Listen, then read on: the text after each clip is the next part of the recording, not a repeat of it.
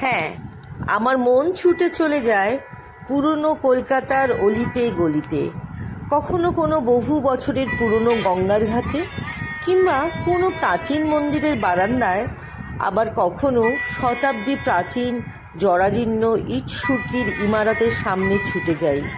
কত শত ইতিহাসের সাক্ষী হয়ে আজও দাঁড়িয়ে আছে তারা মাথা উঁচু করে।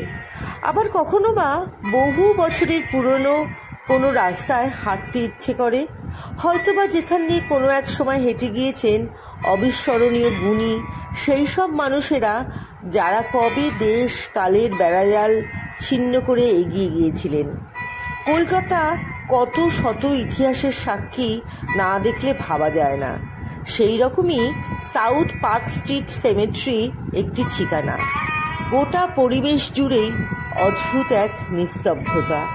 পৃথিবী পিছড়ে যায়, পৃথিবী চলে যায় এবং মৃত্যু ধনী ও গরিবকে সমান করে দেয়। পূর্ণ এবং খালি হতে পারে।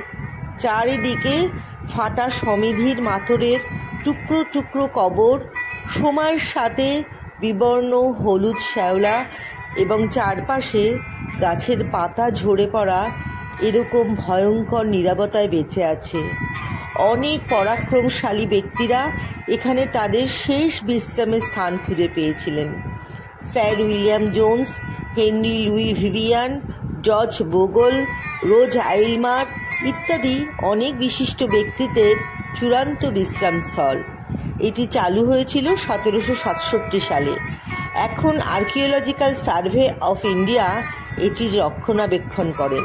প্রায় সমস্ত স্মৃতিসৌধগুলো স্থাপত্যগতভাবে চিত্তাকর্ষক এবং ধ্রুপদী বিবরণ ও ভাস্কর্য সহকারে পরিপূর্ণ।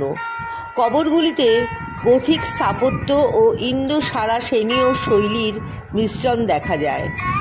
পার্ক স্ট্রিট সবচেয়ে ব্যস্ত রাস্তাগুলির মধ্যে একটি। কবরস্থানের অভ্যন্তরে কলকাতার জন্য অদ্ভুতভাবে শান্তিপূর্ণ, অন্ধকার এবং অস্বাভাবিক শীতল, তাড়াহুড়ো থেকে বিচ্ছিন্ন এবং উঁচু প্রাচীরের বাইরে হইচই। পথচারীদের একটি স্রোত এটির ঐতিহাসিক অস্তিত্ব না জেনে প্রতিদিন এটির পাশ দিয়ে চলে যায়।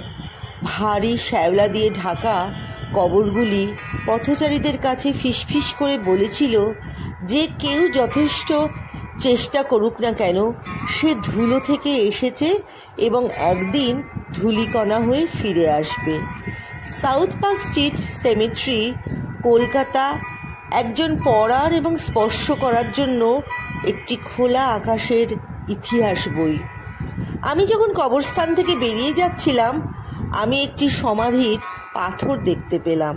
জীবনের মাঝে আমরা মৃত্যুতে আছি।